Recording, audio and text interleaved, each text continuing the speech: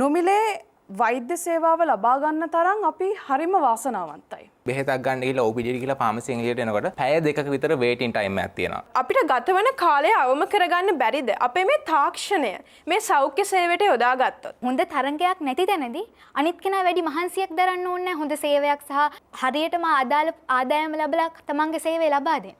ඒ හින්දා පෞද්ගලික රෝහල් ඉතා ලේසියෙන් වැඩි ලාභයන් ලබනවා. රටවල් 98කින් ශ්‍රී ලංකාව පළමු රටවල් 10 අතරට පත් වෙනවා COVID-19ට සාර්ථකව මුහුණ දුන් රටක් විදිහට. We pay taxes. We are being penalized again if you don't use them properly. මට නම් කියන්න ලැජ්ජයි බෙහෙත් පෙත්තේ ඉඳලා අවයව දක්වාම ඖෂධ මාෆියාව අද රටේ වෙනවා. අපි ඩොක්ටර්ස්ලා වෙන්න කලින් එන්ජිනියර්ස්ලා වෙන්න කලින් කවුරු වෙන්න කලින් අපි මිනිස්සු හැංගීම් ඒ වගේම මූලධර්ම සාරධර්ම තියෙන මිනිස්සු.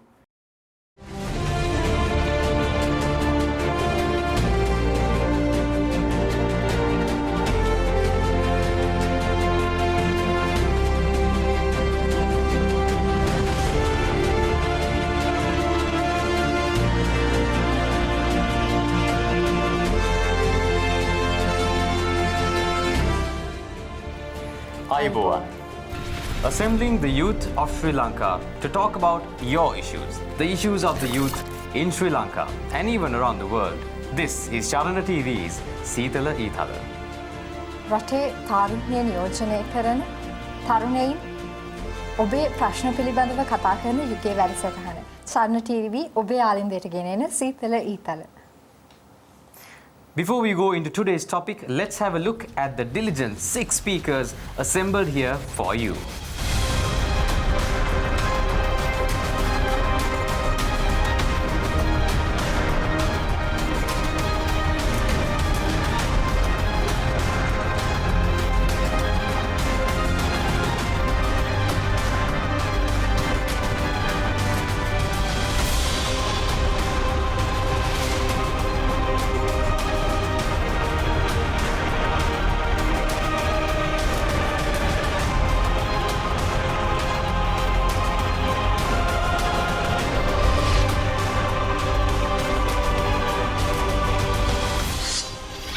The greatest wealth is health.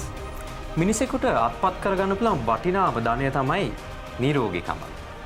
මේ ධනය ආරක්ෂා කර ගැනීමට අපේ ලංකාවේ ඉන්නවා නිර්භීත සෞඛ්‍ය සේවක බලකායක්. But despite the public health service, the public health and public service sector that we do have, we have to understand that this sector has had no bigger time, show time you could call it, than now. This has been their biggest test. They have been at the forefront of the defenses in this pandemic, in this world, in this big challenge that the world is facing right now. And they are the real heroes. Let's have a discussion about them with these 6 diligent speakers assembled with us. Hirane? ආරෝග්‍ය පරමාලාභ. අපි හැමදෙනාටම තියෙන පරම ලාභය එහෙමත් නැත්නම් සතුට නිරෝගීකම. මිනිස් ප්‍රජාවට පමණක් නෙවෙයි මේ සත්වයින්ට එහෙමත් නැත්නම් පණ තියෙන ඕනෑම දෙයකට තියෙන පරම සතුට වෙන්නේ නිරෝගීකම. මේ නිරෝගීකම තුළ අපි කතා කරාදී අපි හැමෝම ලෙඩ වෙනවා. අපි හැමෝම දුක් වෙනවා. මේක ලෝකයේ ස්වභාවය.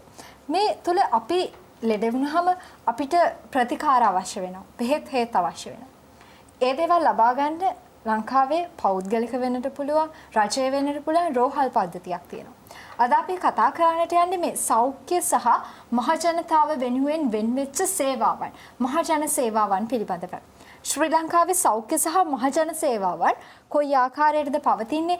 ඒවාෙහි ගුණාත්මකභාවය මොන වගේද? මෙන්න මේ කරුණු පිළිබඳව අද අපි කතා කරන්න සූදානම්. මේ එකතු වෙලා ඉන්න තරුණ තරුණයින් 6 දෙනාගෙන් අපි බලමු කවුද අපේ පළවෙනි කතිකයා වෙන්නේ කියලා.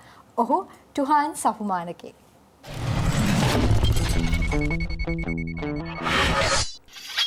Thank you Hiranya, thank you Sandro. Healthcare and public service. අපි කියනවා ලංකාවේ ලෝකෙටමයි ප්‍රෞಢත්වයෙන් කියනවා we have universal healthcare කියලා. ලංකාවේ ඇත්තටම universal healthcare තියෙනවද? මෙහෙමයි. දැන් අපි සමීක්ෂණයක් කරලා තියෙනවා 2017 වසරේ ලංකාවේ සාමාන්‍යයෙන් බෙහෙතක් ගන්න ගිහලා OPD කියලා ෆාමසි එකට එනකොට පැය දෙකක විතර waiting time එකක් තියෙනවා. ඒක පීක් ටයිම් එක පැය 3-4 වගේ වෙලා යනවා. දැන් ලංකාවේ බෙහෙත් බලන්න ගොඩක් වෙලාවට තියෙන ඉන්දියාවල ගෙවල් ඉන්දියාවේ ගෙවල් වල හදන බෙහෙත්. ඉතින් මේ බෙහෙත් වල සනීප වෙන්නේ නැහැ මිනිස්සු. මගේ අතේ කතාවක්. මේ ડોක්ටර් කියනවා යාගේ අම්මා ඉන්නවා. යාගේ අම්මට බෙහෙත් ගෙනවා ඉන්දියාවෙන් ගේන බෙහෙත් ඔය ලංකාවේ තියෙන SPC එකේ බෙහෙත් ඒ කාලේ. බෙහෙත් ගෙනාට සනීප වෙන්නේ නැහැ. හැබැයි සිංගප්පූරුවේ ගිහලා ඒ බෙහෙතම ගෙනාවම යාට සනීප වෙනවා. මොකද ලංකාවේ තියෙන අඩු ක්වොලිටි ප්‍රොඩක්ට්ස්. ඉතින් ඒක නිසා ලංකාවේ අපි යුනිවර්සල් හෙල්ත් කෙයාර් කියලා තියනවා කියලා කිව්වට ඇත්තටම සබ්ස්ටන්ස් එක මාර ගොඩක් ඉම්ප්‍රූව් වෙන්න දේවල් තියෙනවා. එහෙනම් බලනකොට දැන් මට තව කතාවක් මතකයි මේ අපි ගත්ත ඇපල් කන්තෝරුවකට ලංකාවේ පබ්ලික් සර්විස්. මේ ඉතන කවුන්ටර්ස් දෙකක් තියෙන. එක මේ ඉන්න ගෑනු කෙනා හැමෝටම බයිනවා. මුදල් සල්ලි මේ මාරු සල්ලි ගෙනාවේ නැද්ද මේ මුද්‍රේ මෙහෙමද ගහන්නේ එහෙම කිව්වා. ඉතින් මම එතකොට තාත්තා කවුන්ට් එකේ ඉන්නකොට මම ඉතින් මේ සිකියුරිටි අංකල්ගෙන් ඇහුවා ඇයි මේ හැමදාම මෙයා මෙහෙමද කියලා. දැන් මහත්තයා බලන්න අපිට තියෙන රිසෝසස් මෙතන ස්ටෑම්ප් කරන සීල් තියෙන එකයි. ඒ කවුන්ටර්ස් දෙකයි තියෙන්නේ. ඉතින් කොහොමද මිනිස්සුන් වැඩ කරන්නේ කියලා. මොකද ලංකාවේ මිනිස්සුන්ට ඇත්තටම වැඩ කරන්න ඕනත් resources නැහැ. ඒ අතින් බලනකොට I think the doctors that we have and the people that are actually doing something are truly God, and I think we owe them rather than scolding them because they are working with limited resources entire life, entire career sometimes. And I think අපි මේ හාස්කම් කරනකම් බලන් ඉඳලා හරියන්නේ නැහැ. අපි දැන් මේකට විසඳුමක් තියෙන්න එපා. මම දකින විදිහට පළවෙනි විසඳුම තමයි ලංකාවේ දැන් බාන රාජ්‍ය සේවය. ඕන්ලයින් කී දෙනෙක්ගේ හැමෝත් බාන ගොඩක් මං හිතන්නේ මෙතන ඉන්න කට්ටිය කෙනොත් නැත්නම් ඔය බලන කට්ටිය කෙනා අපේ ප්‍රේක්ෂක කෙනොත් private sector jobs කරන්න කැමති. මොකද government sector එක ඉතුරු වෙන්නේ අර no offense government sector ගොඩක් කරන්න මම ගරු කරනවා. මොකද ඔයගොල්ලෝ තවත් ලක්ෂරි වරප්‍රසාද ගොඩක් අතහැරලා තමයි job එක කරන්නේ. but ගොඩක් වෙලාවට ඉතුරු වෙන්නේ අර private sector යන්න බැරි කට්ටිය තමයි government sector එක ඉතුරු වෙන්නේ. ඇත්තටම අපි රාජ්‍ය සේවයෙන්ද වෙන්න ඕනේ. කැනඩාව ලෝකේ රාජ්‍ය සේවයෙන් හොඳම රටක්. ඒ රටේ මාර සර්විස් එක මේ එක්සෑම් එකක් තියලා තමයි කට්ටිය තෝරන්නේ රාජ්‍ය සේවයට. අපේ එහෙම නෙමෙයි. අපි ජොබ් එකක් කරගන්න බැරි වුණාම තමයි රාජ්‍ය සේවය දිහා බලන්නේ. එහෙමද අපේ රටේ තත්ත්වය තියෙන්නේ. ඉතින් එහෙම මිනිස්සුන් අපි කොහොමද ඊට වඩා දෙයක් එක්ස්පෙක්ට් කරන්නේ? දෙවෙනි එක තමයි ලංකාවේ බාන කල්චර් එක. වැඩ නොකරන විදිහටම හැමදාම හැදලා තියෙන්නේ. වෙරයිටි එකලා රිසර්ච් ෆර්ම් එකකින් Instagram එකේ පළ කරලා තියෙන මේ report එක ලංකාවේ අගෝස්තු මාසයේ හදපු මිනිස්ට්‍රීස් වලින් 17.9 18යි කියමු 18යි මිනිස්ට්‍රීස් වල ඇත්තටම අලයින් වෙලා තියෙන විෂයපතයන්. දැන් බලන්න එකපාරම මම මතකයි මහා මාර්ග සහ උසස් අධ්‍යාපන. කී සම්බන්ධයක් තියෙන මිනිස්ට්‍රීස් ඒ වගේ මිනිස්ට්‍රීස් සම්බන්ධ නැතුව තිබ්බම අරයට මේ report එක ගන්න මේ මිනිස්ට්‍රී ගන්න ඕනේ. තව කොහේ හැරෙන්නද දැන් දුරින් එන මිනිස්සුන්ට වැඩක් කරගන්න බෑ පබ්ලික් සර්විස් එකේ. ඒ වගේම නිසා අපි මිනිස්ට්‍රීස් කම්බයින් කරලා මීට වඩා සයන්ටිෆික් විදියට කරා කැබිනට් එකක් වුණත් හදන්න ඕනේ. ඒ කල්චර් එක උඩින් හැදුවම අපිට පුළුවන් තව රාජ්‍ය සේවය ඉතුරු ඕගනයිසේෂන්ස් වල පබ්ලික් සර්විස් දියුණු කරන්න. තුන්වෙනියට මම හිතන්නේ අපේ ලින්ක් වගේ වර්කින් කල්චර් එකක් හදන්න වැඩක් කරන්න පුළුවන්. දැන් මේ ෆෝම් එක නැහැ, අර ෆෝම් එක නැහැ, මෙයාගෙන් පර්මිෂන් ගන්න නැතුව වැඩක් කරන්න පුළුවන් මිනිස්සු ඉන්න රටක් හැදුවම මම හිතන්නේ පබ්ලික් සර්විස් එකත් හොඳ වෙයි, රටත් හොඳ වෙයි. අපි හැමෝටම ඉන්න පුළුවන්, ඉන්න ආසිත වෙන රටක් විදිහට අපි රටක් හදන්න පුළුවන්. ඒ තෝට් සමගින් මම ඔබ සෑමටම සුවපත් වෙනවා. and over to you Hiranya, over to you Sandra. Thanks you.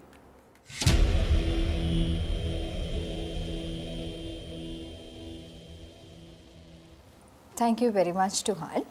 ශ්‍රී ලංකාවේ මේ සෞඛ්‍ය වේවා මහජනයා වෙනුවෙන් සේවය සපයන මහජන සේවා වේවා මේ සේවාවන් තුළ පහසුකම් මදිකම තුළ බොහෝ ගැටලු නිර්මාණය වෙනවා. අපි වර්තමානයේදී ඒවා අත්දැකීම් විදිහට විඳිනවා. ඒ විතරක් නෙවෙයි අපිට නිවැරදිව වැඩක් කරන්නට අවශ්‍ය නිවැරදි වටපිටාවක් සහ නිවැරදි මිනිසුන් ඒ වෙනුවෙන් කැපවෙච්ච පුද්ගලයන්ගේ හිඟතාවය නිසා තමයි මේ වෙන විට රාජ්‍ය සේවයේ මේ පොදු සේවාවන් කියන දේවල් පිළිබඳව මිනිස්සු තුළ තියෙන කැමැත්ත ඒ වැටහීමේ වටිනාකම ගිලිහිලා තියෙනවා. මම හිතන්නේ මෙන්න මේ දේවල් වලට විසඳුම් ගෙනීම අවශ්‍යයි කියන තැන ඉඳන් තමයි තුහාන් ඔබට කතා කරේ. He mentioned a lot, like Kirana said, about the changes of infrastructure, the improvements. The attitudes of people depend on the infrastructure is what he mentioned to us. But something that I would like to pose as a question or as an idea perhaps is that is it the attitude that is it the infrastructure that creates the attitude? Maybe, but isn't it up to the people to change their attitudes towards the infrastructure? Perhaps a question that can be dealt with later on. But he mentioned a lot of very valuable points I believe that can be discussed further very deeply in the discussion round. That being said, let's go on to our next speaker, Sithiji Kavishma.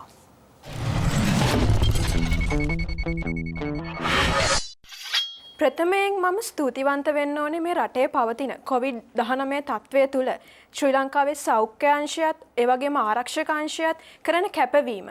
ඒ වගේම තම ලක්මෑණියන් බේරා ගැනීමට දිවා රෑ නොබලා වෙහෙස මහන්සි වී කටයුතු කිරීම පිළිබඳව. මේ තුලින් මම එන්නම් අපිට තවත් සතුටු විය හැකි කාරණයක්. අපේ සෞඛ්‍ය සේවය නිදහස් සෞඛ්‍ය සේවයක් කියලා මුළු ලෝකෙම පිළිගන්නවා. යුරෝපයේ රටවලට ගිහාම මම පෞද්ගලිකව දන්න දෙයක්. එවුන් දන්නවා ශ්‍රී ලංකාවේ තියෙන නිදහස් සෞඛ්‍ය සේවයක් කියලා. ඉතින් අපි මේ පිළිබඳව ආඩම්බර වෙන්න ඕන නේද? ඒ වගේම තමයි ඔස්ට්‍රේලියා ලොවි ඉන්ස්ටිටියුට් සිදු කරන පරීක්ෂණයට අනුව රටවල් 98කින් ශ්‍රී ලංකාව පළමු රටවල් 10 අතරට පත් වෙනවා COVID-19ට සාර්ථකව මුහුණ දුන් රටක් විදිහට. ඉතින් මෙහෙම බැලුවහම අපේ සෞඛ්‍ය සේවයේ යම්කිසි ගුණාත්මක භාවයක් තියෙනවා. ඒ වගේම තවත් සුවිශේෂත්වයක් තමයි 2030 තිරසාර සංවර්ධන අරමුණු අත්කර ගැනීමට අපේ සෞඛ්‍ය සේවය වැදගත් වෙනවා. මොකද තිරසාර අයුරින් අත්කර ගැනීමට ඒ සෞඛ්‍ය සේවය තුළින් ඒ අරමුණු වලට ළඟා වීමට මහජන සේවයත් ඒ වගේම සෞඛ්‍ය සේවයත් අනිවාර්යයෙන්ම කැප වෙලා වැඩ කරන්න ඕනේ. ඉතින් එසේ නැති වුණොත් මොකද වෙන්නේ? අපිට මේ අරමුණු කරා ළඟා වෙන්නට නොහැකි වෙනවා. ඒ වගේම තමයි මේ සෞඛ්‍ය සේවයේ ඉදිරි පෙළ අසුනල කටයුතු කරන සියලුම දෙනා මේ සඳහා බෙහෙවින්ම දායක වෙනවා. අපි තව පැත්තකින් කතා කරමු. මේ සෞඛ්‍ය සේවය තුළ ලබා දෙන ප්‍රතිලාභ පිළිබඳ. උණ විදිහට ගත් උණ රෝගයක් හැදුනොත් අපි දන්නවා අපේ රටේ උණ රෝහල තියෙනවා. ක්ෂය රෝගයන් සඳහා ක්ෂය රෝගයන් පිළිබඳ වෙනම රෝහලක් තියෙනවා. පිළිකාවන් වලට මහරගම පිළිකා රෝහල තියෙනවා. ඒ විදිහට ඒ අවශ්‍යතා අනුව පහසුකම් සපයන්න අපේ සෞඛ්‍ය සේවය කැප වෙලා තියෙනවා. ඉතින් ඒ පිළිබඳවත් අගය කරන්න ඕනේ. මොකද ඒ වගේම දුෂ්කර පළාත්වල සිටිනවා නම් රෝගීන් ඔවුන්ට නැවතී ප්‍රතිකාර කිරීමටත් අවස්ථාව ලබා දීලා තියෙනවා. ඉතින් මෙහෙම පවතින ගුණාත්මක සහ ඉහළ තත්ත්වයෙන් පවතින සෞඛ්‍ය සේවයේ යම්කිසි අඩුපාඩු තියෙනවා. අපි අනිවාර්යෙන් දන්නවා. පෝලිං වල කාලය නාස්ති වෙන්න පුළුවන්. තෙරපීම් ඇති වෙන්න පුළුවන්. ඒ වගේ දේවල් අනිවාර්යෙන් තියෙනවා. මම පොඩි විසඳුමක් කියන්නම්. මේ අපිට ගතවන කාලය අවම කරගන්න බැරිද? අපේ මේ තාක්ෂණය මේ සෞඛ්‍ය සේවයට යොදාගත්තොත්. අපි දන්නවා මේ නාමාවලි සකස් කිරීම ඒවා තාම අපි අතේ ලියන්නේ පොත්වල ලියන්නේ. ඉතින් මේ දේවල් තුලින් නේද මේ කාලේ නාස්ති කිරීම සිදුවන්නේ. ඉතින් ඇයි අපිට බැරි අපේ රටේ තියෙන තාක්ෂණය මේ සෞඛ්‍ය සේවයට ඒකාබද්ධ කළා. මේ දේවල් වැඩි දියුණු කළා. ශ්‍රී ලංකාවේ මේ සෞඛ්‍ය සේවය සහ මහජන සේවය ගුණාත්මක සහ ඉහළ ප්‍රමිතියකට අරන් එන්න. මොකද අපි අගය කරන්න ඕනේ ශ්‍රී ලංකාවේ තියෙන මේ නිදහස් සෞඛ්‍ය සේවය ලෝකෙම පිළිගන්න දෙයක්. අපිට අභිමාණයෙන් කතා කරන්න පුළුවන් දෙයක්. ඉතින් අපි එයට අවශ්‍ය නිසි විසඳුම් ලබා දීලා ගුණාත්මකභාවය ඉදිරියට පවත්වාගෙන යමු. ස්තුතියි.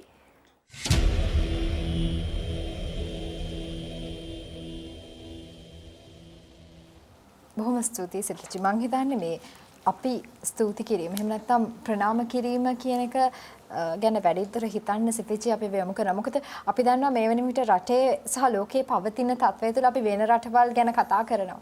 නමුත් ශ්‍රී ලංකාවේ සෞඛ්‍ය ක්ෂේත්‍රය තුළ නියතු වෙලා ඉන්න බලධාරීන් සුළු සේවකයාගේ පටන් වෛද්‍යවරුන් එතනින් එහාට ගිහලා සෞඛ්‍ය අධ්‍යක්ෂකවරුන් ආරක්ෂක නිලධාරීන් මේ සියලු දෙනාම රට වෙනුවෙන් කරන සේවය ඔවුන් ගෙවල් වල යන්නේ නැතුව ඇති ඔවුන්ගේ දරුදරියන් වෙනුවෙන් ඒ යුතුයකම් ඉෂ්ට කරන්න වෙන කාල සීමාව අඩු වෙනවා ඇති මේ හැමදේම විදදරාගෙන ඔවුන් ශ්‍රී ලංකාවේ මහ ජනතාව වෙනුවෙන් කරන සේවය අපරිමිතයි. ඒ නිසා අත්‍තරම සිටිජිට අපි ස්තුතිවන්ත වෙනවා ඒ කරුණ මේ සීතල ඊතල වේදිකාවට අරගෙන ආපු එක පිළිබඳව ඔවුන්ට ස්තුතිවන්ත කරලා ඇගේ කතාව පටන් ගත්තා. විතරක් නෙමෙයි බොහොම වැදගත් ඒ වගේම බලධාරීන්ගේ සහ සියලුම ජනතාවගේ අවධානය යොමු විය යුතු කරුණක් සිතජී අරගෙන එනවා. මේ සෞඛ්‍ය සහ අනිකුත් මහජන සේවාවන් වලට තාක්ෂණය අරගෙන ආවොත් ඇත්තටම අපිට පුළුවන් වෙයි නේද මීට වැඩිය ප්‍රගතිගාමී බවක් මේ මහජන සේවාවන් තුළ දකින්නට. සෙන්ටර්. ඔව්. හිරන්නේ ඔය අහලා තියෙනවද දැන් අපි තාක්ෂණෙත් කතා කරන නිසා ODOC facility එක ගැන. The ODOC facility කියන්නේ අපේ තාක්ෂණයත් එක්ක මේක සමහරක් ආයතනවල තියෙනවා. මේක අපිට මොබයිල් ෆෝන් එකේ ඇප් එකක් මේක. ඔයගොල්ලන්ට ඕනම Google හරි Play Store නැත්නම් iTunes වල ඩවුන්ලෝඩ් කරලා බලන්න පුළුවන්. යම්තරක් දුරකට ඇත්තටම සාර්ථක වෙච්ච ඇප් එකක්. ડોක්ටර් කෙනෙක්ව channel කරන්න පුළුවන් ඕනෑම වෙලාවකදී. අවශ්‍ය වෙලාවකදී ඒ channel කරලා ඒ අදාළ receipt ඒ ડોක්ටර් prescription එකකුත් දෙනවා. ඒ ඔන්ලයින්ම සහ checkups මොන හරි කරන්න තියෙනවා නම් ඒ checkups උත් කරලා දෙනවා මේ ODOC facility එක. This ODOC facility is one of the breakthrough I believe inventions that Sri Lanka has come through with. And if I'm not mistaken, this is one of the Sri Lankan companies So something like this, like Sidhiji mentioned. So what you said, Sidhiji, is already happening. So we are really we should be grateful for these medical help, because especially with COVID-19, this ODOC facility came up and rising as a new trend, because among those who needed it, of course. So another thing that you can definitely Google it up on your phone, you will find it. That will help many people immensely, including the doctors who need employment at the time where people really are not very forward about doing face-to-face consultants, and at the same time for you, your grandmother, your grandparents, your family who might be ill as well.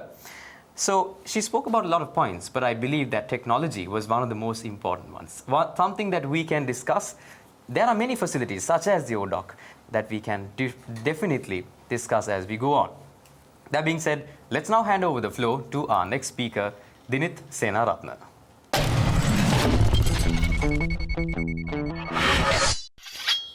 අද මාතෘකාවේ අපි විශේෂයෙන් සෞඛ්‍ය ශාස්ත්‍රය ගැන කතා කරන හින්දම මං කැමති ඔබේ අවධානය පෞද්ගලික රෝහල් වෙත යොමු කරන්න.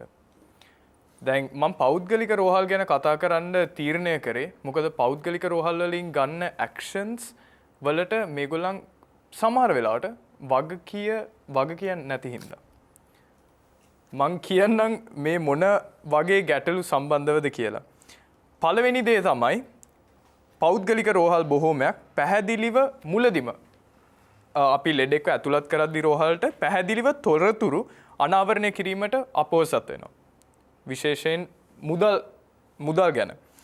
දෙවෙනි කාරණාව තමයි වැඩිපුර දවස් ගාණක් තියාගන්නවා කියන චෝදනාව. හරිද? දැන් මේවා සමාජගත වෙලා තියෙන අදහස්නේ. ඉතින් මම පළවෙනි චෝදනාව ගැන කතා කරන්න. ඒක තමයි පැහැදිලිව තොරතුරු අනාවරණය කිරීමට අපොහසත් වීම ගැන. මම personally අත්විඳපු experience එක ඔයගලන්ට එක බෙදා ගන්නම්. මගේ කැම්පස් එකේ යාළුවෙක් හදිසියෙ පාන්දර 2ට රෝගී තත්ත්වයකට පත් වෙනවා.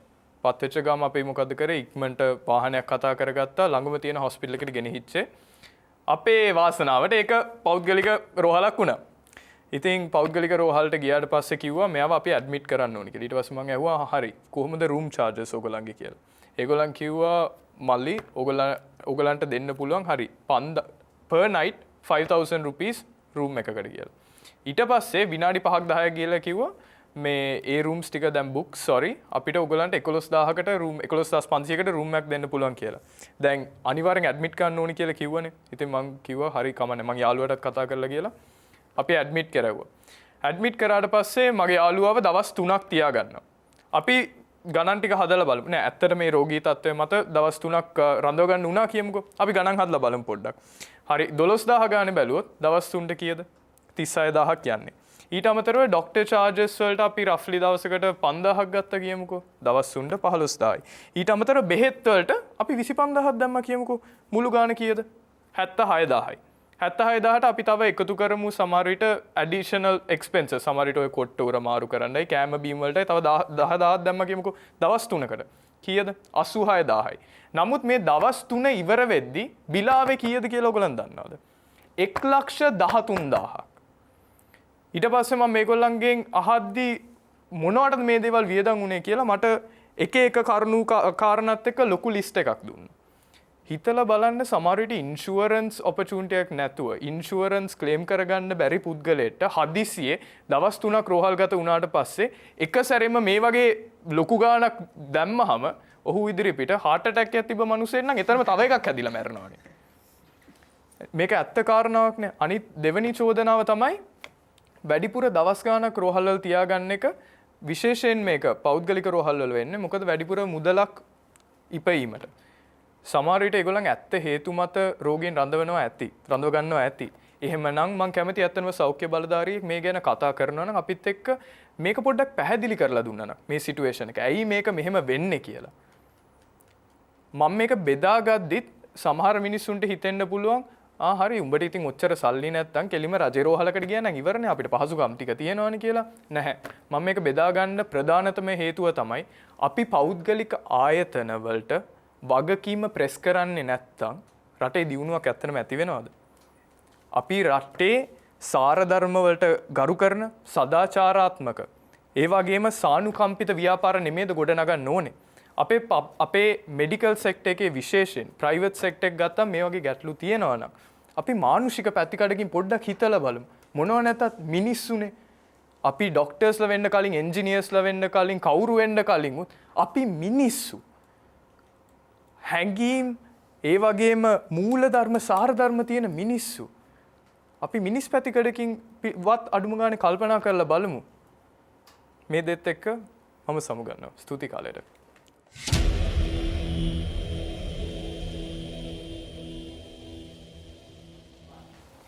The hidden agendas in the private health sector.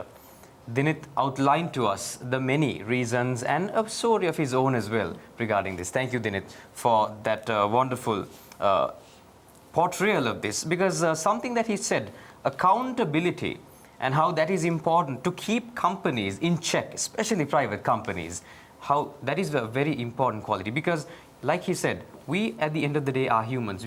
Yes, private companies do work in a very much profit-based manner, but nevertheless, the human aspect of things is a very important consideration that must be made by all of these companies, especially the private hospitals that are intact. So if you are somebody who has faced this, you understand this. If you are somebody who is a part of the organizations that we just named in these private hospitals, think about it a little bit more before you initiate your regulations, before you initiate, when you have your business meetings at your business, at your organization.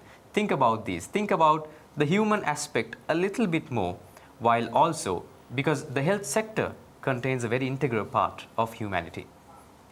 අතරම ඕසන් අපි කියන්නේ පෞද්ගලික කියන මේ දෙයට යොමු වෙන්නේ මේ රාජ්‍ය සේවය කොමන හෝ රාජ්‍ය පොදු සේවයක තියෙන දුර්මුඛතා නිසානේ අපි හිතනවා පෞද්ගලික සේවයන් තුළ මීට වැඩිය අපිට වාසියක් ලබා ගන්න පුළුවන් වෙයි කියලා. හැබැයි දිනිත් කියපු විදිහට මේ විදිහට වගකීම් සහ වගවීම් කියන කරුණ පිළිබඳව පෞද්ගලික අංශයන් තුළ තියෙන අමානුෂීය ගති පැවතුම් නම් මම හිතන්නේ දිනිත් කියපු ඒ කරුණට මම බොහොම කැමතියි. අපි හැමෝම මිනිස්සු අපි හැමතිස්සෙම අපිට මේ දේ සිද්ධ වුණොත් කියලා ඒ රාමුව තුළ දකින්න පුළුවන් වුණා නම් මම හිතන්නේ පුද්ගලික වේවා පෞද්ගලික වේවා මේ මහජන සේවාවන් මීට වැඩිය දියුණු සහ යහපත් තත්ත්වයක පවතීවි.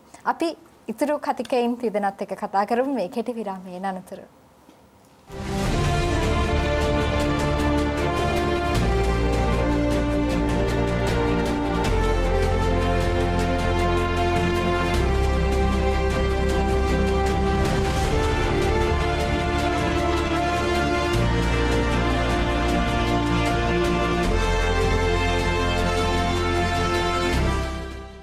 Welcome back to Seethala Eethala, where we were discussing health and public service. 3 speakers have already spoken. It is now time for the next 3. Let's have our next speaker, Diniti Gunatilaka.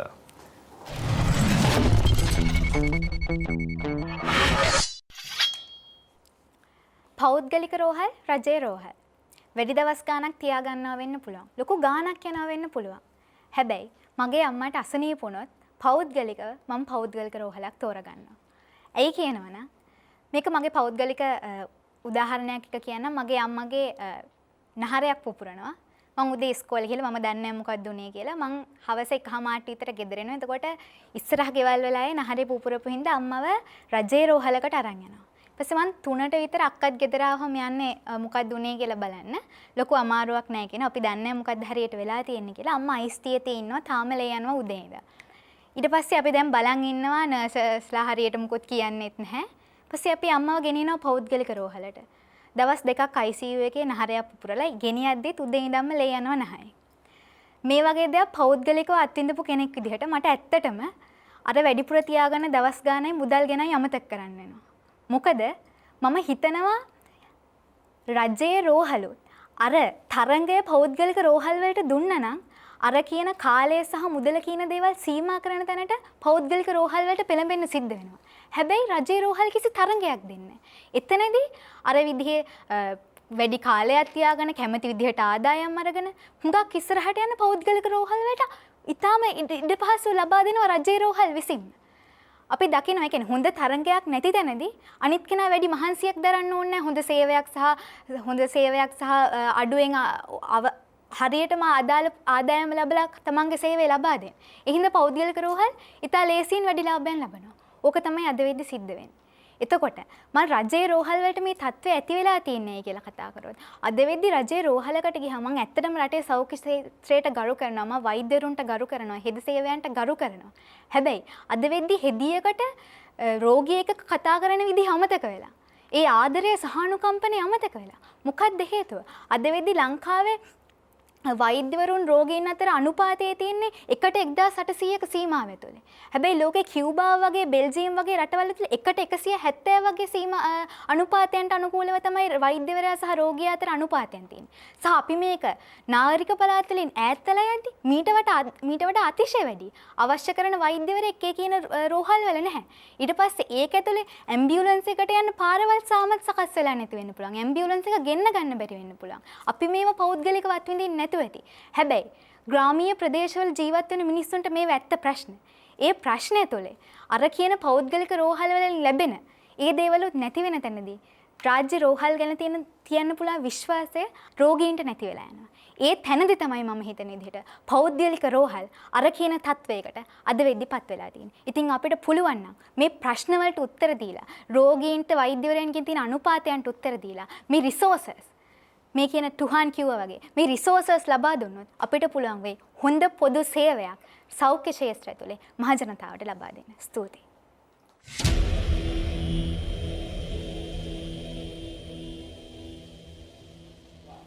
බොහොම ස්තුතියි දිනිති. ඇයසේ පෞද්ගලික වටපිටාවත් එක්ක මාතෘකාවට එන්නේ මොන විදිහටද රජයේ රෝහල් සහ පෞද්ගලික රෝහල් ඇය විසින් සංසන්දනය කරන දේ ඔබ බොහොම අපූර්වවට දැක්කා. ඇගේ ජීවිත අත්දැකීමක් එක්ක ඇය කතා කරේ.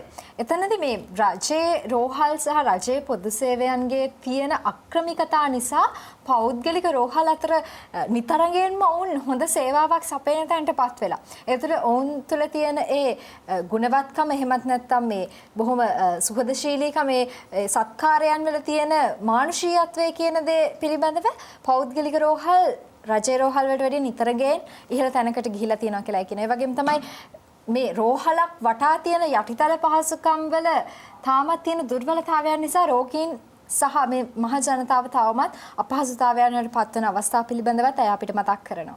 Definitely. I'd like to pick out one specific point she said, Hirana. This is how to talk to a patient. The most important problem, I would say, that none of us thought of bringing out, Diniti brought out. That is very important, especially in the public health sector, because ඇත්තටම public hospital එකක් ගත්තොත් එහෙම මේ එතන හොඳ කරගන්න වඩා මේ මරන්න වගේ තමයි කතා කරන්නේ. මේ හැබැයි not everyone, I must say, හැමෝම නෙමෙයි ඇත්තටම හොඳ වෛද්‍ය ශාස්ත්‍රයේ ඉන්න හොඳ මිනිස්සුත් ඉන්නවා නැත්තේ නැහැ. ඔබ ඒ වගේ කෙනෙක් වෙන්න පුළුවන්. එහෙමනම් අපි ඇත්තටම ඔබට ස්තුති කරනවා ඒ වෘත්තියේ ඒ ගෞරවය තියාගන්න එක ගැන. හැබැයි සමහරක් අය ඉන්නවා මේ නම මේ ලස්සන නම කැත කරන. හැබැයි ඊට අමතරව private hospitals ගත්තම එහෙමත් ඇති. හැබැයි බහුතරයක් අපි දන්නේ සර්විස් එක නියමයි. මොකද සල්ලි ගැඩින් ගෙවනවා. ඇත්ත කතාව. So Diniti, I think you mentioned something බිම්මට්ටමේම අපිට මේ ප්‍රශ්නේ වගේ නාවා. මේ ඇත්තටම මිනිස්සුන්ට තේරුම් ගන්න ඕන. විශේෂයෙන්ම වෛද්‍ය වෘත්තියේ ඉන්න කෙනෙක් නම් ඕගොල්ලන්ට තේරුම් ගන්න ඕගොල්ලෝ මෙහෙම වැරදිලාවත් මේ ඕගොල්ලන්ට නරක දවසක් තිබිලා patient බැන්න කියලා වෙන්න පුළුවන්, right? හැබැයි මතක තියාගන්න මේ patient එන්නේ ඔහුගේ සෞඛ්‍යයේ තියෙන ප්‍රශ්නයක් හොඳ කරගන්න. So a person who is there or maybe almost to death, or maybe just a little small injury, but nevertheless they are there to heal. A place of healing should have an aura of love, something that should be considered by the medical health professionals in the field. That being said, let's go to our next speaker, Jitnuka Tenuwara.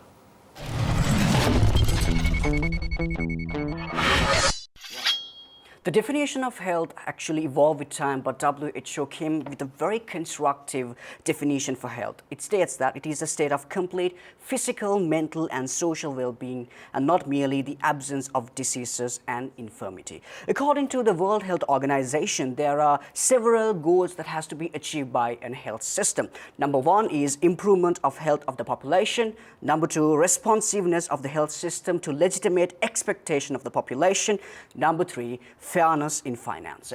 According to the World Health Organization, they did an assessment about World Health Care Systems back in 2000. And France was on the top list and Sri Lanka was named 76th on that list. So I thought of actually comparing statistical data between Sri Lanka and France. So if you talk about the birth rate of France is about 1.88 and Sri Lanka it's about 2.20, which is brilliant. But if you compare the life expectancy, in France it's about 82.72 and in Sri Lanka it's about 76.81.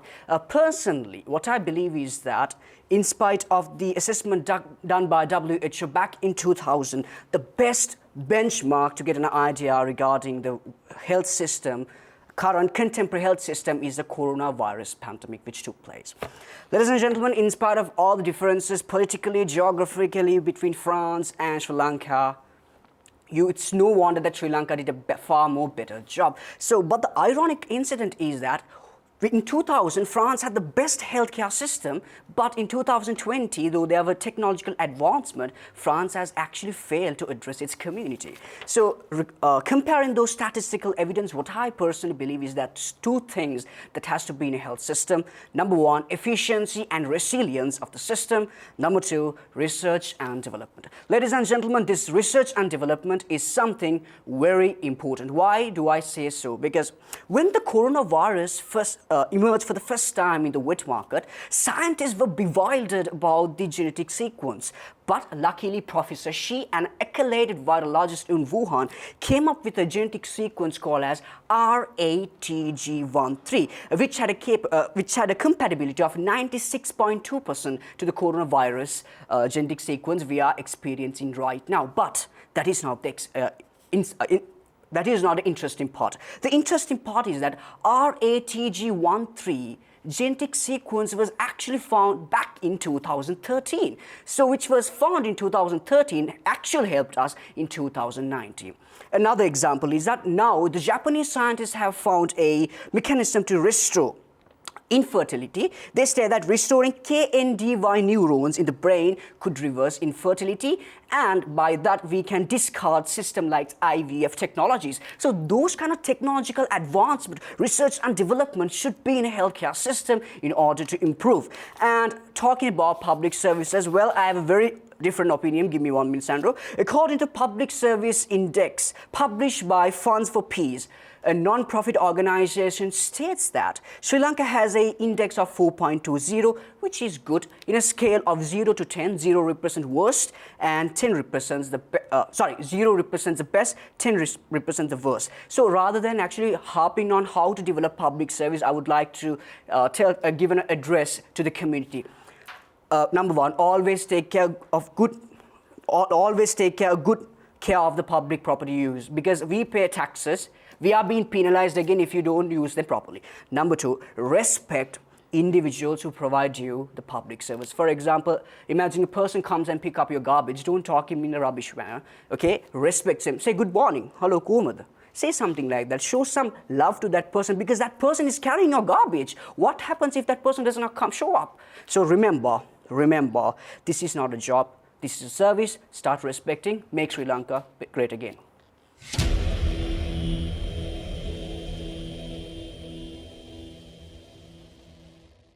He began by comparing Sri Lanka and France, and he ended by giving us a beautiful message to take care of our public resources and to respect those who deliver the public service. Thank you very much, Jitnuka, for that very content speech, for adding that tone that we needed in this conversation. Something that he focused on a lot was research and development. I don't think many people understand, especially in Sri Lanka, the importance of this. Only the intellectuals do understand this, because an investment, in research and development is an investment in the future, not only tomorrow or 10 years from now, but the many years that dawn from this moment onwards. So research and development and the investments there. Jitnuka spoke about this a lot, and the new technologies that can definitely bring changes. I think definitely his background in the medical sciences does add on to this as well. Thank you very much once again, Jitnuka, for these valuable points. Hirane? ජිත්නුක කියන විදිහට මේ ශ්‍රී ලංකාවේ සෞඛ්‍ය සහ පොදු සේවාවන් නගා සිටවන්නට කරුණු දෙකක් පිළිබඳව ඔහු වැඩිපුර අවධානය යොමු කරනවා. කාර්යක්ෂමතාවය සහ පර්යේෂණ තුළින් ශ්‍රී ලංකාවේ මේ සෞඛ්‍ය ක්ෂේත්‍රයේ ඇති කළ යුතු ප්‍රගමනය. ඒ වගේම තමයි මේ සේවාවන් භුක්ති විඳින ඔබ පොදු දේපල සුරකින්නට ඒ පොදු දේපල හා පොදු සේවාවන් හා සම්බන්ධ එහි නිරත වෙන කාර්ය මණ්ඩලයට ගරු කරන්නට ඔවුන් වෙත ආදරයේ සැලකිලි දක්වන්නට පුළුවන් පුරවැසියෙක් බවට පත් වෙනවා නම් මේ තරාදියක් වගේ මේ දෙපැත්තම සමබරව ගෙන යන්නට අපිට හැකියාව ලැබේ. අපි බලමු. දේශාරා Fonseka what she is going to tell next.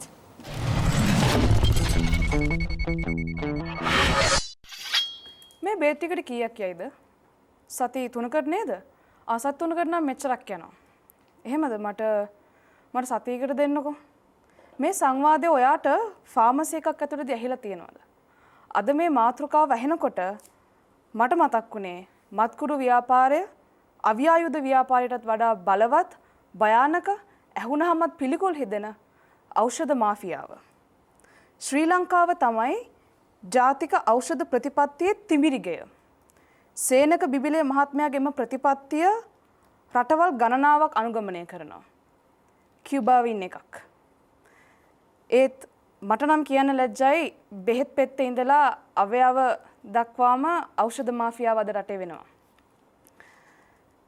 නොමිලේ වෛද්‍ය සේවාව ලබා ගන්න තරම් අපි හරිම වාසනාවන්තයි.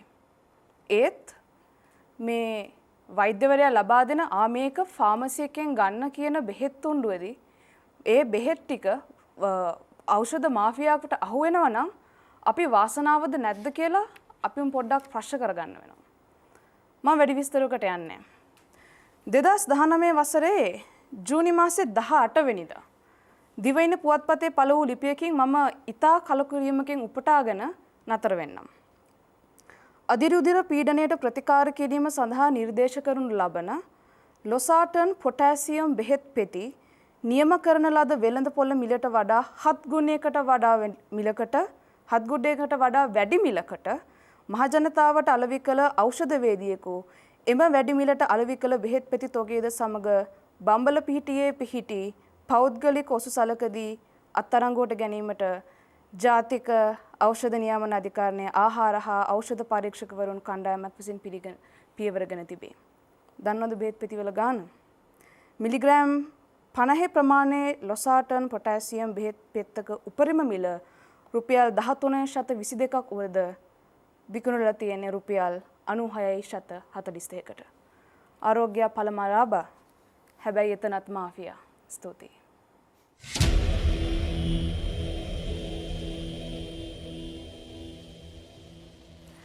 Thank you very much, Dilshara, for mentioning that very strong point.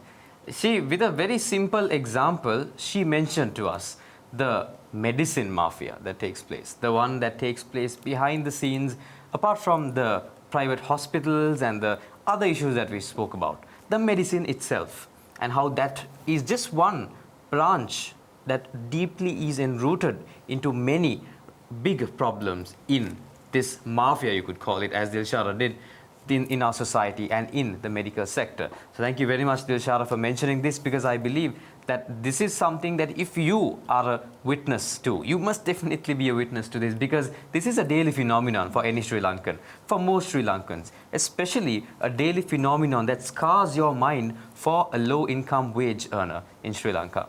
And I believe that these are the issues that need to be solved. Dilshara ended this conversation with the first phase of this conversation in a very strong but very sharp note. Hirane? මේ මාතෘකාව ඇතුලේ මම හිතන්නේ සන්ඩ්‍ර අපි වෙනස්ම පැත්තකට ගියා.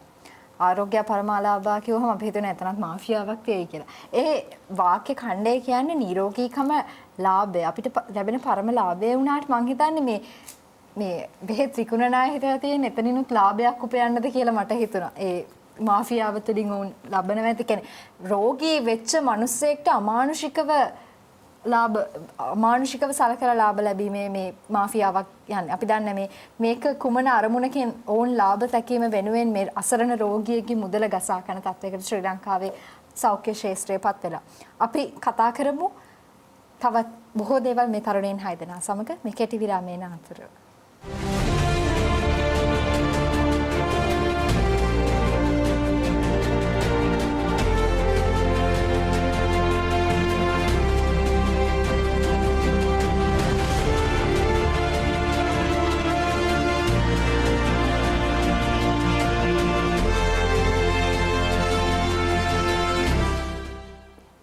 after that short commercial break, we are now back with your favorite primetime youth show, Seethala Eethala, where we were discussing health and the public sector.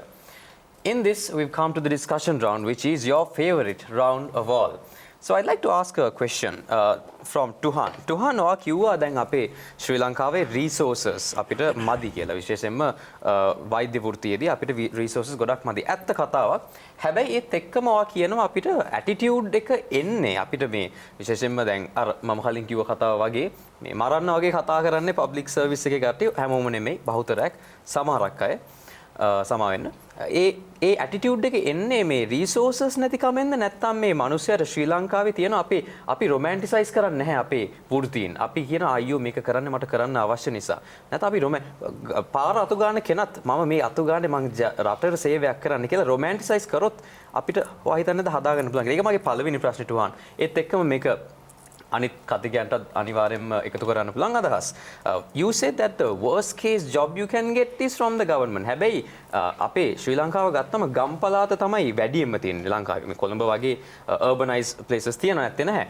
ඒ ගම් පළාත්වල ළමයින්ට උසස් සාමාන්‍ය පෙළ, ඊට පස්සේ උසස් පෙළ, ඊට පස්සේ විශ්වවිද්‍යාලය. ඒත් එතනින් ගිහිල්ලා ලබා ගන්න පුළුවන් ගෞරවාත්මක වෘත්තීය ස්ථානය තමයි මේ government job එක. ඉතින් ඔයා හිතනවාද මේ worst case scenario එකක් කියලා? මොකද අපි මෙතන කොළඹ හිටියට ෂර්ට් කලිසම් කෝට් ඇඳගෙන ඒ ළමයින්ට මේ දේ නැහැ නේද? ඒ දේ ඒගොල්ලොන්ට තියෙන primary goal එක නෙමෙයිද ඒක? Just a few questions to on what you said. Others can also definitely add in. සෑන්ඩ්‍රෝ ඇත්තට මම වාඩි ස්තුතිවන්ත වෙන එක පික් කරපු ස්පීච් එකේ මම වගේ දෙවෙනි ප්‍රශ්නේ උත්තර දීලා පටන් ගන්න. ඒතර මට ලේසි පළවෙනි ප්‍රශ්න උත්තර දෙන්න. මම මේකට උත්තර කොටස් තුනකින් දෙන්න කැමතියි. ඉස්සෙල්ලා බලමු ලංකාවේ එක බෝඩ්ස් තියෙනවානේ ගවර්න්මන්ට් එකට ඕන් ඕගනයිසේෂනල් බෝඩ්ස්. චාමලට එන්නේ කවුද? කලින් ප්‍රයිවට් ඕගනයිසේෂන් එක වැඩ කරපු එක්කෙනෙක් නෙමෙයිද? එහෙම නැත්නම් අපි බලමු ඩොක්ටර්ස්ලා. මට ඕන තරම් ඩොක්ටර්ස්ලා හම්බලා තියෙනවා. අපිට මේ අවුරුද්දේ හම්බුණා සිංගප්පූරේ මවුන්ට් එලිසබෙත් එක වැඩ කරන්න. අපරාධේ යන්න බැරි වුණා. දැන් යන්න විදියකුත් නැහැ. ඒ වගේම දැන් මට හම්බුණා ක්වාසි නැෂනල් ඕගනයිසේෂන් බැංකුවක මැනේජර් මහත්තයෙක්. ඒ මහත්තයා කියනවා මගේ මේ පොඩි කාලේ ආසාව නම් තිබ්බේ ඇත්තටම මේ ප්‍රයිවට් කම්පැනි එකක ඉංජිනේර කෙනෙක් වෙන්න. ඒවලින් දැන් ඉතින් කරන් දෙයක් නැහැ මේක පටන් ගියා. දැන් ඉතින් මේක අවුරුදු කීපයක් ගියාට පස්සේ මට ඉතින් දැන් AGM වගේලා රිටයර් වෙන්න පුළුවන් කියනවා. තුන්වෙනි කොටස දැන් අපි ඩිසිෂන් මේකින් පොසිෂන්ස් වල ඉන්න කට්ටියනේ. අපි බලමු යට දැන් සාමාන්‍යයෙන් මිඩල් ඔපරේෂනල් ලෙවල් කට්ටිය බැලුවොත් එහෙම අපි ඇත්තටම මේ කට්ටිය ගවර්න්මන්ට් ජොබ් එකක් ගන්න. ඒගොල්ලෝ රටට තියෙන ආදරේට. රටට අපි මේ ජොබ් එකෙන් මම කවදා හරි මොකක් හරි කරනම කියන එකද? නැත්නම් අර පෙන්ෂන් එක හම්බෙන එකටද? නැත්නම් අටේ ඉඳන් පහට ජොබ් එක ඉවරන එකද? නැත්නම් අර ළමයා ගන්න දවල්ට මේ වර්ක් ප්ලේස් එකෙන් ගියාට පස්සේ කිසි ප්‍රශ්නයක් වෙන්නේ නැති එකද? ඒකද ලංකාවේ මිනිස්සුන්ගේ ගවර්න්මන්ට් ජොබ් එකක් ගන්න මොටිව් එක. අහන කට්ටියත් හිතන්නේ ගවර්න්මන්ට් ජොබ් එකක් ගන්න මොටිව් එක අපි රටට මොකක් හරි කරමු, අපි වෙනසක් කරමු කියන එකද? නැත්නම් අර Tamanට හම්බෙන benefits and freedomද? ඒකයි මෙතන තියෙන ප්‍රශ්නේ. ඒ නිසා මම ප්‍රයිවට් සෙක්ටර් එකේ අන්තිම ඔප්ෂන් එක හම්බෙනවා කිව්වේ. ගොඩක් කට්ටිය ටැලන්ට් එක තියෙන මිනිස්සු කවදාවත් අර වගේ එකකට කම්ප්ලේසන්ට් වෙන්න කැමති නැහැ. මේ මිනිස්සු හැමදෙස්සෙම කරන්නේ ප්‍රයිවට් කම්පැනි එකට යන්න. මොකද හේතුව ඒකේ පර්ෆෝමන්ස් ඇප්‍රයිසල් තියෙනවා. ඒකට ගියාට පස්සේ ආ පර්ෆෝම් කරන්න නැත්නම් ගෙදර ඉන්න ඕනේ. ඒ නිසා මොකක් හරි වැඩක් ගන්න බලන හැම මිනිස්සම හැම කෙනාම හැම ප්‍රයිවට් ඕගනයිසේෂන් එකට යන්න. මොකද ප්‍රයිවට් ඕගනයිසේෂන් එකෙන් ඇත්තටම Tamanට කරන්න පුළුවන් දේවල් වැඩි මේ දවස්වල. මොකද ගවර්න්මන්ට් ඕගනයිසේෂන් වල මම දැන් දිනීති මෙන්ෂන් කරේ. දිනීතියන් මම දැන් සිතිජිත් මෙන්ෂන් කරා. කම්පිටිෂන් එකක් නැහැ. කම්පිටිෂන් එක නැති වුණාම ඉතින් ප්‍රයිවට් ඕගනයිසේෂන් එකට ප්‍රයිවට් ඕගනයිසේෂන් එක ගවර්න්මන්ට් ඕගනයිසේෂන් වල කම්පිටිෂන් යන්නේ නැහැ. ඉතින් ප්‍රයිවට් ඕගනයිසේෂන් වල කම්පීට් කරලා රටට මොකක් හරි කරන්න පුළුවන් ගවර්න්මන්ට් ඕගනයිසේෂන් එකට ගිහිල්ලා එක තැන ඉන්නවට වඩා. ඒක තමයි මෙතන තියෙන ප්‍රශ්නේ යන්නේ. ඒකෙන් මම ගත්තොත් එimhe ඇටිටියුඩ් කියන ප්‍රශ්නේ උත්තරේ. දැන් බලන්න එහෙම නැතුව සමහර ඩොක්ටර්ස්ලා ඉන්න අතරම දෙවිවරු වගේ. දැන් මේ රටවල දෙවිවරු කට්ටිය කියන්නේ සනීප කරාට පස්සේ දෙවියන්ට තෑන් කරන ඩොක්ටර්ට නෙමෙයි තෑන් කරන කියලා. මම නම් කියන්නේ අපේ රටේ ඇත්තටම ඩොක්ටර්ස්ලා කියන්නේ දෙවිවරු. මොකද හේතුව කිසිම රිසෝසස් එකක් නැතුව මාර වොන්ඩර්ස් කරන ලංකාවේ ඩොක්ටර්ස්ලා. දැන් COVID-19 වෛරස් එක කන්ට්‍රෝල් කරපු සිටුේෂන් එක කන්ට්‍රෝල් කරපු ඉඳලා සමහර ඩොක්ටර්ස්ලා ඉන්නවා මාර විදිහට කැපලා වැඩ කරනවා. ඒකට දැන් බලන්න මට මතකයි අවුරුදු කීපයක් ගානේ ලංකාවේ පෙට් ස්කෑන් යන්ත්‍රයක් ඕනලා තිබ්බා. ඉතින් මේ පෙට් ස්කෑන් යන්ත්‍රය නැත්තම් ඩොක්ටර්ස්ලා කොච්චර උනන්දුවෙන් වැඩ කරත් මේ මිනිස්සයාගේ කැන්සර් එක කියව කරන්න පුළුවන් ද කරන්න ඉක්විප්මන්ට් නැහැ. හැබැයි ලංකාවේ ඇමතිවරුන්ගේ වාහන වල ගණන් බැලුවම මට මතකයි ළඟදී රිලීස් කරලා තිබ්බා 1.2 trillion rupees. ඉතින් එහෙම රටක රිසෝසස් දෙන්න බැරි කමක් නැහැ. අපි තියෙන ප්‍රශ්නේ මෙතන රිසෝසස් allocate කරන්න නැති. මට මතකයි මම තව එක පොයින්ට් එකක් කියන ලංකාවේ බජට් එක allocate කරන හැටි. දැන් මේ COVID මේ 19 ප්‍රශ්නේ තියෙද්දි මම හිටියේ ලංකාවේ මේ ප්‍රොෆෙෂනල් ඕගනයිසේෂන් එකක බජට් ඩිස්කෂන් එක අපේ ස්ටේට් මිනිස්ටර්ට හිටියා. එක ස්පීකර් කෙනෙක් කියනවා ලංකාවේ මිලිටරි එකට මම මතක විදියට දීලා තියෙනවා මම හිතන්නේ 300 මිලියන් ඒ ෆිගර් එක වැරදි ඇති. ඒකෙන් 10%ක් වගේ වෙන පොඩි ප්‍රමාණයක් තමයි හෙල්ත් එකට දීලා 133ක් සමා වෙන 133ක්. තුනේ එකක් වගේ ප්‍රමාණයක් තමයි හෙල්ත් කෙයාර් සෙක්ටර් එකට දීලා තියෙන්නේ COVID-19 ක්‍රයිසිස් එක තියෙද්දි. ඒ වගේ තුන්වෙනියක් දීලා තියෙනවා මිලිටරි වලටයි හයිවේස් හදන්නයි. ඉතින් ඔයගොල්ලෝ හිතන්න ලංකාව කොහොමද රිසෝසස් නැතුව මෙහෙම වැඩ කරන්න කියලා. and මම ඒකත් එක්කම කැමති අහන්න දැන් රිසෝසස් ගැන අපි කතා කරමු. ජිත්නු ගොඩක් මෙන්ෂන් කරා එක එක රටවල කොහොමද ෆ්‍රාන්ස් වල මෙන්ෂන් කරා රිසර්ච් කරන්නේ ජපාන් වල රිසර්ච් කරන්නේ. So Jitnuka, what are the inputs that you can bring on as to what kind of technical advancements as humanity, as Sri Lanka, as globe that we can do to contribute to the healthcare sector as in general? All right. Thank you very much for pointing out the question. I would like to elaborate in Sinhalese because most of people will understand. දැන් 21 වෙනි සියවසේ මානවයාව අපි හදන්වන්නේ Homo sapien sapien කියලා. Homo sapien sapien කියන්නේ ඉන්න සත්ව කොට්ටාශ අතරම මනසෙන් උසස් සත්වයන් නිසා තමයි Homo sapien sapien කියන්නේ. ඒකට මිනිස්සෙක්ට agree වෙන්නත් පුළුවන් නැති වෙන්නත් පුළුවන්. මොකද අපි විශ්වය ගැන දන්නේ හරිම පොඩ්ඩයි. වෙන යුනිවර්ස් එකක වෙන ගැලැක්සි එකක අපිට වඩා බුද්ධි මට්ටමින් ඉහළ මිනිස්සු ඉන්න පුළුවන්. ඇමරිකාවේ ඊලෝන් මස්ක් වගේ මිනිස්සු ඇතුළත් බටහිර ජාතිකයන් අගහරුවද ජනපද හදන්න දැන් මේ දවස්වල කටයුතු කරන මොකද ඉස්සරහට එන්නේ 2030 40 වෙද්දී අපිට කන්න නැති වෙනවා වතුර නැති වෙනවා මේ තියෙන ක්ලයිමේට් චේන්ජ් එකත් එක්ක. ඒතකොට දැන් ඊලෝන් මස්ක්ලා වගේ ඔන්ටර්ප්‍රෙනර්ස්ලා බලන්නේ කොහොම හරි මේ කොහොමද අපි ජනපදයක් හදන්නේ කියලා අගහරුවද. හැබැයි ලංකාවේ අවාසනාවකට අපි බලන අගහරුවල අපල වලින් බේරෙන්නේ කොහොමද කියලා. ඕක තියෙන ලොකුම ප්‍රශ්නයක් මේ රටේ තියෙන මේ ඉතින් මම කිසිම සංස්කෘතියකටවත් තාක්ෂණ ක්‍රමවේදයකටවත් ගරහන්නේ යම් කිසි දෙයක් පවත්වාගෙන ආවන ඒ තාක්ෂණයේ යම් කිසි ඇත්තක් ඇති. හැබැයි අපිට හැමතිස්සෙම සංස්කෘතික විෂයන් ඉන්න බෑ. අපි හැමතිස්සෙම ඉවෝල්ව් වෙන්න ඕන. සමාජයත් එක්ක ගැටෙන්න ඕන.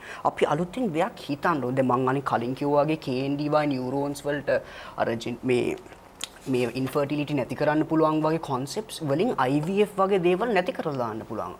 එතකොට හරිම ලේසි මේ මිනිස්සුන්ට මේ ෆැසිලිටිස් දෙන්න ඕනේ. අනිත් එක දැන් 1.2 trillion rupees ගැන සෙල්ලම් නෑ. ඒකෙන් රිසර්ච් ෆැසිලිටි එකක් දැම්මා නම් දැන් ඉස්සරහට එන වෛරසස් නීෆා වෛරස් කියලා අනිවාර්යෙන් මේක ඉන්ෆෙක්ට් වුණොත් මේ SARS CoV-2ට වඩා හරිම භයානකයි. දැන් MERS වෛරස් 2012 සෞදි අරාබියාව වල ආවා ආයෙනවා. ඒවට මම නම් හිතන්නේ අපේ ලංකාවේ පිළියමක්වත් යොදලා තියනවද කියලා.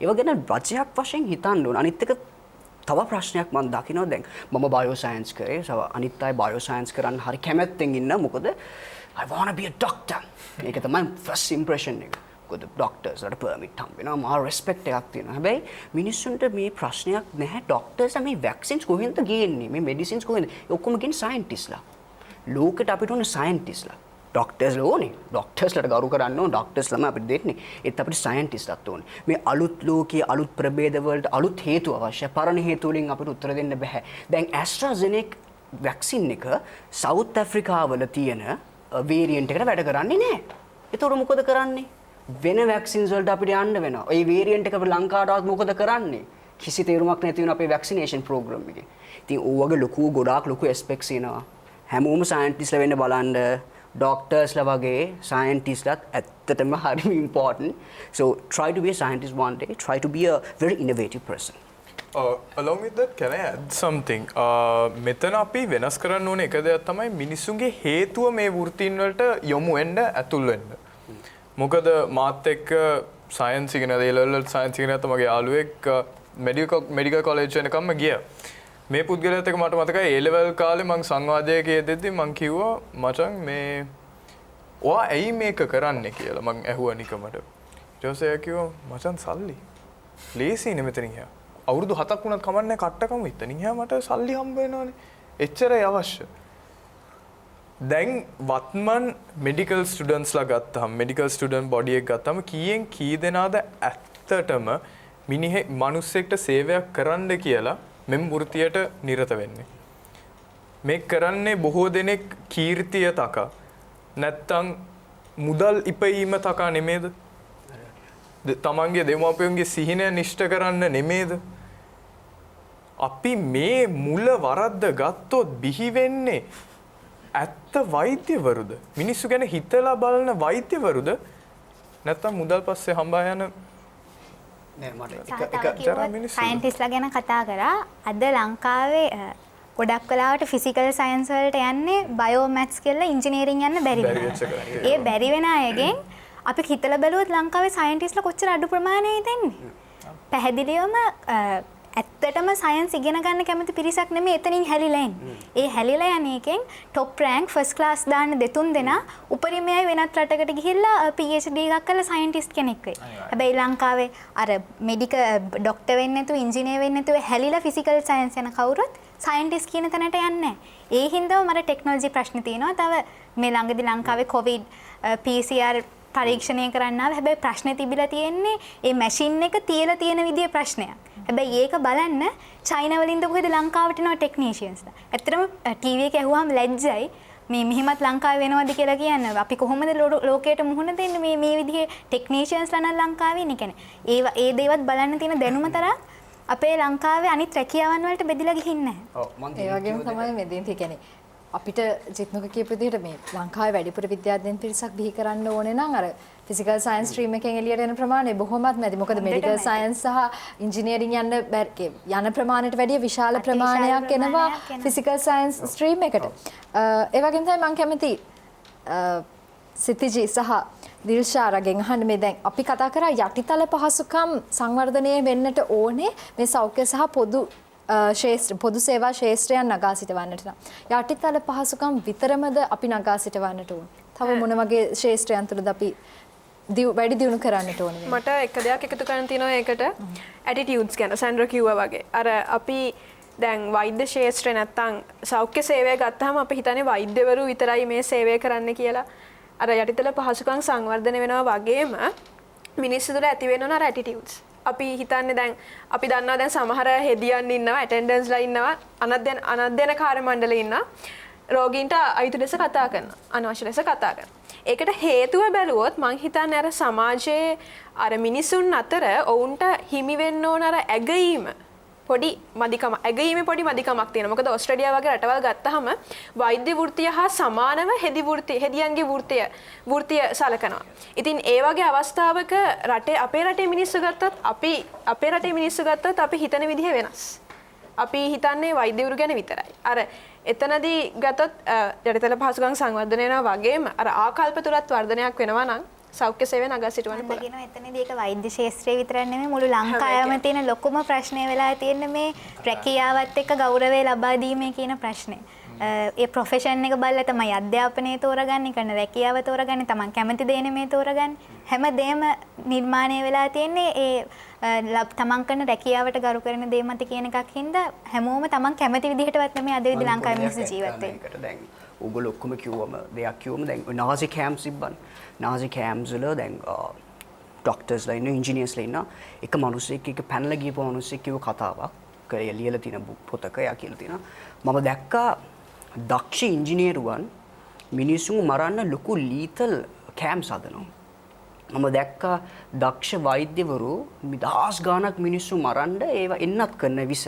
ඉතින් එතකොට අපිට ඇත්තටම ප්‍රශ්නයක් තියෙනවා මේ අධ්‍යාපනයයි සෞඛ්‍යයයි මේ ඇටිටියුඩ්ස් කියන එක ලොකු ප්‍රශ්නයක් තියෙනවා. ඒ කියන්නේ තමන් වෛද්‍යවරයෙක් වුණා පළියටවත් තමන් හිදියෙක් වුණ පළිවලට තමන්ගේ මිනිසෙක් නෙමෙයි නම් තමන් මිනිසෙක් මිනිස්කමක් නැත්තම් එතන කිසිදු වැඩක් නැහැ. මොකද මිනිහෙක් මැරුණට පස්සේ කතා කරන්නේ ඔයාගේ ලැම්බෝගිනිස් ගැනවත් ඔයාගේ ෆෙරාරිස් ගැනවත්.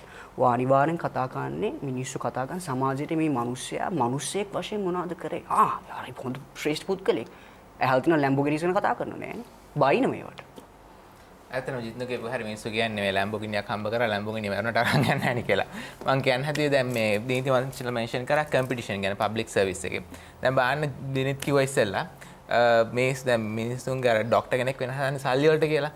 එතන A level exam එකට මේගොල්ලන්ගේ මාර කම්පිටිෂන් නැති නේද? ඩොක්ටර් කෙනෙක් වුණාට පස්සේ ලංකාවේ පබ්ලික් සර්විස් එක උඩට අරන් ගන්න නැත්නම් ප්‍රයිවට් සර්විස් එකත් එක්ක කම්පීට් කරන්න ඒකට කිසිම කම්පිටිෂන් එකක් නැහැ. අතරින් එයාගේ තමන්ගේ පෞද්ගලික දෙයක් කරනවා විතර අඩුම ගන්න කම්පිටිෂන් එකේ ඇටිටියුඩ් එක අරන් ගන්න. ඒ ඇටිටියුඩ් එකත් අරන් ගන්න. එතකොට ඕගොල්ලෝ ඩිසයිඩ් කරන්න අපි මේ ඇත්තටම හදන්නේ කවුද කියලා ඩොක්ටර්ස් තමයි අපි හදන්නේ. ATM මැෂින් වගේ සල්ලි ගන්න පුළුවන් මැෂින් තමයි අපි ඇත්තටම හදන්නේ. and ශාස්ත්‍රයේ සහ මේ පොදු සේවාවන් වල තියෙන ගැටලු සහ මොන විදිහටද මේ දේවල් වැඩි දියුණු කරගන්නට ඕනේ කියලා මම හිතන්නේ රටේ තරුණ නියෝජනය කරමින් මේ හදන බොහොම අපූර්වට කතා කරා. ඇත්තටම සර් මේ බොහොම අපූර්ව කතිකාවතක් ගොඩනගගෙන ආවා. මේ සමා වෙන කාලයට ඉඩ දීලා මට යන්න වෙනවා කෙටි විරාමයකට. අපි නැවත මුණ ගැහෙමු මොවුන්ගේ අවසන් නිගමනයන් හැත් එක්ක.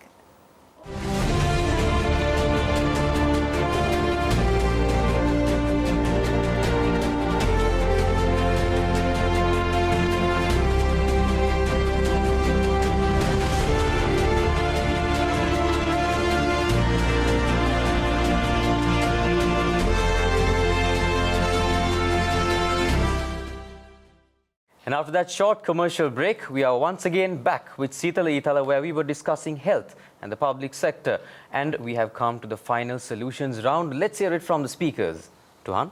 Thank you, Sandro. මගේ concluding remark එක වෙන්නේ දැන් බලනවා පවුලක් ගන්න. පවුලේ අම්මයි තාත්තයි ඒවා වෙනුවෙන් මොකද කරනවා? අර ඉන්වෙස්ට් කරනවා. අර හොඳ අනාගතයක් ලබා ගන්න. ඒ වගේ රටත් මේ public tax money public service වලට දාන්නේ ඉන්වෙස්ට් කරන්න. මේ සිතන නයික ඕගොල්ලන්ගේ ලක්ෂරි එකක් හරි privilege එකක් හරි කියන එක හරි right එකක් හරි කියන එක මේ education හරි free service නෑ. එහෙම නෑ. රට ඉන්වෙස්ට් කරන්න. ආ නිරෝගී මිනිස්සෙක් වෙලා ඉන්න public health එක ගැන නැත්නම් education ගැන ආ හොඳට ඉගෙනගෙන රටට වැදගත් පුද්ගලයෙක් වෙනවා කියන එක. ඒ නිසා ඔයාගේ public money වල ඉගෙනගෙන මිනිස්සෙක් වෙලා ඒ public service එක කරනවා නම් ඔයාගේ පිළිගන්න එක privilege යන්නේ ඔයා කරන්නේ service එකක් කියලා මිනිස්සුන්ට පුළුවන් ගුණාත්මක සේවයක් තමන්ගේ රටේ මිනිස්සුන් ලබා දෙන්න උත්සාහ කරනවා.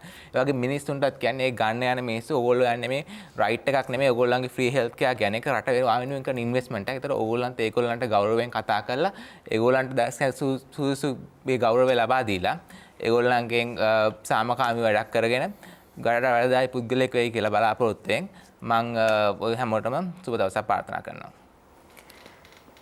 අවසාන වශයෙන් මට කියන්න තියෙනවා නැවත වරක් ස්තුතිවන්ත වෙනවා ශ්‍රී ලංකාව වෙනුවෙන් සේවය කරන සියලු දෙනාට මේ වසංගත තත්ත්වය හමුවේ රට බේරා ගැනීමට. ඒ වගේම අපි අපේ නිදහස් සෞඛ්‍ය ආරක්ෂා කර ගැනීමට මේ තාක්ෂණය වගේ නවෝත්පාදනයන් යොදාගෙන අපේ සෞඛ්‍ය ක්ෂේත්‍රයේ ගුණාත්මකභාවය ඉහළ නංවමු. ස්තුතියි.